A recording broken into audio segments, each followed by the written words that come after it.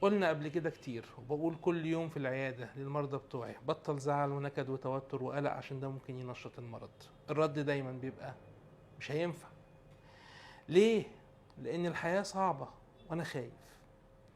الخوف مصدره العقل اللاواعي، أو بكلامنا كده العقل الباطن. النهاردة هكلمكم على العقل الباطن والعقل الواعي، وإزاي نشغل عضلة الإدراك وبالتالي نعالج مخاوفنا.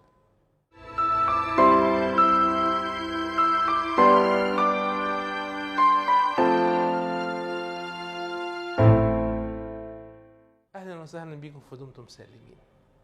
العقل الباطن هو باختصار كده مخزن الذكريات، مخزن الخبرات، مخزن الأفكار، مخزن المعتقدات. كل حاجة تعرضت لها في حياتك متخزنة في العقل الباطن. العقل الواعي هو ده اللي احنا شغالين بيه. ده يقدر يعمل 7-8 معلومات في الثانية، إنما العقل الباطن غالبا فيه أكتر من 2 بليون معلومة في الثانية. لحظة رد الفعل اللي بقلق واتوتر فيها دايما بيتحكم فيها العقل اللاواعي، بيعطل العقل الواعي. بتبقى فاكر ان انت بتفكر وبتعمل الحاجات دي وانت واعي، لكن الحقيقة والدراسات اثبتت ده بوسائل كتيرة قوي، منها التنويم المغناطيسي، منها التحليل النفسي، منها مدارس العلاج المعرفي السلوكي، ان العقل اللاواعي او العقل الباطن هو المخاوف بتاعته بتخرج على السطح، وبالتالي يحصل تغير في مشاعرك وتغير في سلوكك. طب اعمل ايه؟ اول حاجة لازم نعرف ان في حاجة اسمها عضلة الادراك، الانتباه. افوق اللحظة اللي بتجيلي فيها الخوف ده ويبدأ يطلع من العقل الباطن للعقل الظاهر او العقل الواعي، استعيذ بالله من الشيطان الرجيم. وهو ده النزغ اللي ربنا سبحانه وتعالى قال لنا عليه في القرآن الكريم: فاستعذ بالله. فلازم نكون منتبهين كويس قوي امتى الخوف ده بيبدأ وبيظهر. كمان هقول لكم على بعض الآليات اللي ممكن تخليك تقلل خوفك مع الوقت. برمج العقل الباطن تاني.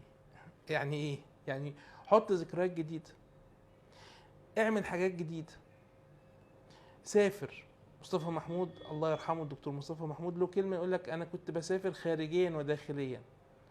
دور في كتب النفس، كتب علم النفس، دور في الوثائقيات على خلق ربنا سبحانه وتعالى، وتدبر الكون وتدبر اتساعه وتدبر النفس البشرية والجسم البشري. مهم جدا لو انت منتش قادر تعمل ده انك تلجأ لمتخصص عشان تبدأ تعمل جلسات علاج معرفي سلوكي. مفيش داعي انك تحط حجة بالافكار السلبية اللي موجودة في عقلك الباطن.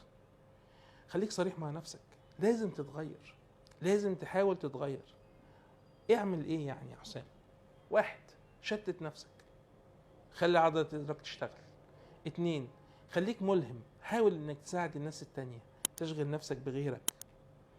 اعقلها وتوكل، حسن الظن بالله والتوكل على الله سبحانه وتعالى. مهم كمان جدا، وده قلنا في فيديو النوم، انك تنام كويس 7 ساعات عشان تعيد برمجة العقل الباطن.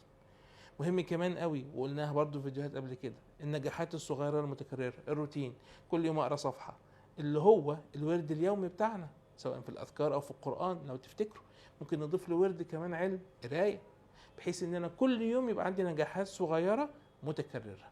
شغل عضلة الادراك وراقب افكارك لانها مع الوقت هتبقى افعالك، وراقب افعالك لانها مع الوقت هتبقى عاداتك. خد بالك من عاداتك لان مع الوقت هتبقى طباعك وشخصيتك. خد بالك من طباعك لان هي اللي هتحدد مصيرك. دمتم سالمين.